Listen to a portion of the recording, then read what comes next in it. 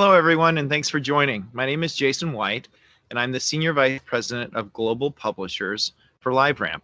And today, I'd like to talk to you all about how we build an authentication strategy in a cookieless world and what an addressability ecosystem is in a trusted ecosystem, and how we can myth bust some common addressability myths. So let's jump into it. First, let's talk about how we got here. It's easy to say that regulators and browser changes have led us to where we are, but the reality is the issues started upstream of that. We as an industry lost the trust of the consumers. We weren't transparent on how data was being used. So regulators acted on behalf of consumers. GDPR kicked off privacy regulations, as everybody well knows, MIA, which forced companies to change how they were handling consumer data. And then that later splashed over on the US side as regulatory bodies have followed suit, such as CCPA and other state regulations in the US. And browsers have started with Safari Intelligent Tracking Prevention, ITP and ITP 2.0. And that was a smaller percentage of what publishers overall saw. But that was kind of the beginning of the end of cross-site cookie tracking.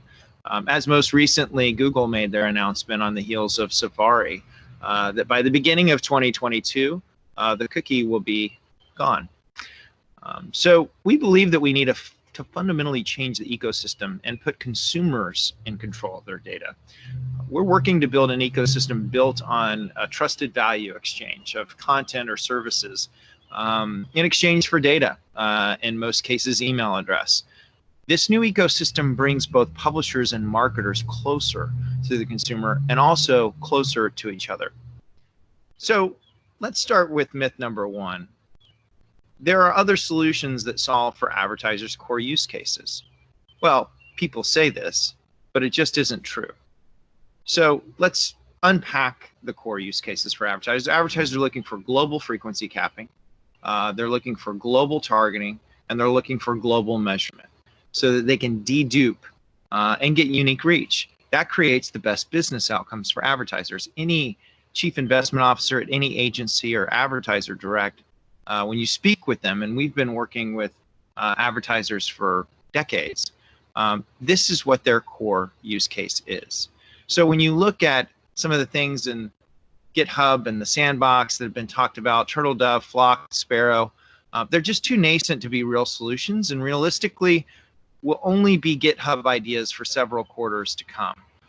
And it only solves for things within one browser. It doesn't solve cross-platform, across other browsers. It continues to support the walled garden. The other is you also can't build a graph overnight. No one else provides the same depth with regard to identity or security. Again, advertisers, top 400 global advertisers have been leveraging us for years. So let's talk about that in terms of building a graph overnight. Some of the other folks in the market have been talking about hashed emails. Well, hashed emails are not comprehensive. It's a brittle conception of the consumer that it may not extend comprehensively across devices, households, and customer IDs. Again, not solving for those core use cases. It's poor security. Hashing algorithms are not secure on their own and can be reverse engineered with the use of an email list. And emails aren't people. Emails could be spam, duplicates, out of date. They are not real identity, and it's not validated by offline data. It's important that emails are validated by offline data. A graph that we've built for nearly 4 decades, 40 years. Fingerprinting. This is another area that folks have out in the marketplace. It's not privacy-friendly fingerprinting. It typically consists of tying together multiple signals on a device and tracking them over time to identify users. This is widely regarded as potential invasion of privacy, and the browsers will react and are reacting. It's an unstable identifier. The signature may only persist until any changes occur to the browser or the device. And it quickly becomes obsolete. It's a cat and mouse game against the browsers, and that's not anything that you want to build your business upon. It's the old analogy of a sandcastle. Never build your business on a sandcastle. Myth number 2. So this myth number 2 is the availability of identity solutions aren't secure. The reality is many aren't. New players to the game don't necessarily have established expertise or scale. However, this is our core expertise at LiveRamp. No one else has gone to the same lengths to enable data connectivity. And because of the sensitive nature of our data and experience in working with it, our solutions are architected to enable data activation and measurement with multiple layers of contractual and technological safeguards to prevent re-identification of individuals. ATS, Authenticated Traffic Solutions, is the culmination of that. So let's unpack this. Our workflow for Authenticated Traffic Solutions is a user comes into a site. They provide their PII via email. We also work with others, such as mobile phone and address. They provide it through an authentication. Could be single sign-on. You could sign on with Google, you could sign on with your social. And ATS sees this sign-on, hashes it, encrypts it, and we do a lookup in our offline database, just a lookup. We're not storing PII in any form or fashion. And we come up with an envelope ID. An envelope ID is stored in the first-party cookie. From there, we delete that hashed encrypted PII algorithmically, and it's just the envelope ID that gets passed along to the SSP.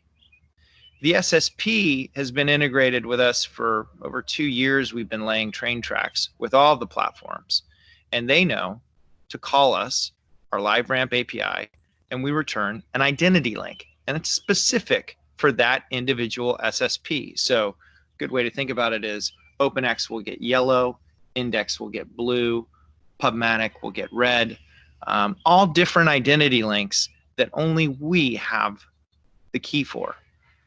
Then the identity link is passed to the DSP, which again, we have integrated with over the past couple of years. And again, the same color scheme. DSPs have different identity links that are connected to the advertiser's IDL, which then targets the campaign. So it's end-to-end encryption. There is never any data leakage. We are putting a privacy-first solution out into the marketplace to have a more trusted ecosystem, what all of the browsers and what all of the legislators want to see. So let's talk about myth number 3. In myth number 3, I have a small percentage of authentication traffic, and it isn't meaningful from a revenue perspective. Well, this just isn't true. We've developed a calculator that shows from the advertisers that are buying on our identity link what an example of revenue could be. So we have ultimately inputs on the left side, and we usually base our estimates off of SimilarWeb, and we have outputs on the right-hand side. So we usually typically take publishers line by line, but in terms of expediency, we'll just kind of summarize. However, what you'll see in this example that this publisher generates 350 million total visits on a monthly basis.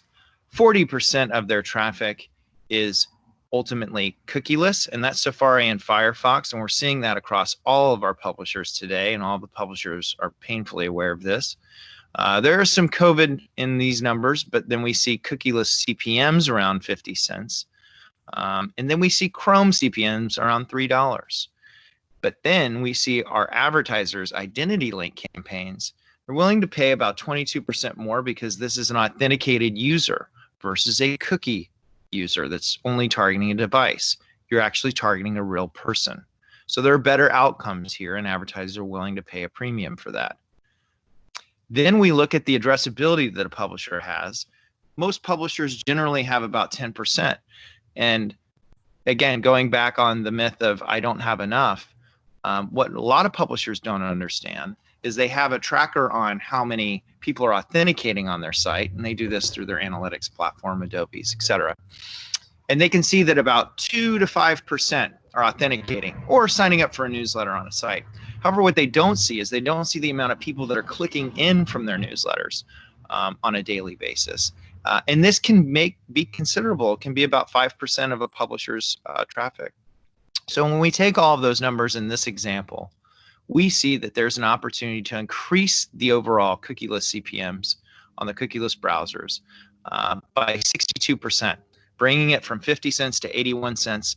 And ultimately, for this publisher, there's an opportunity to garner budgets from advertisers that are spending on identity link today, of those 400 global advertisers that we have across our network, and make an incremental $4.8 million.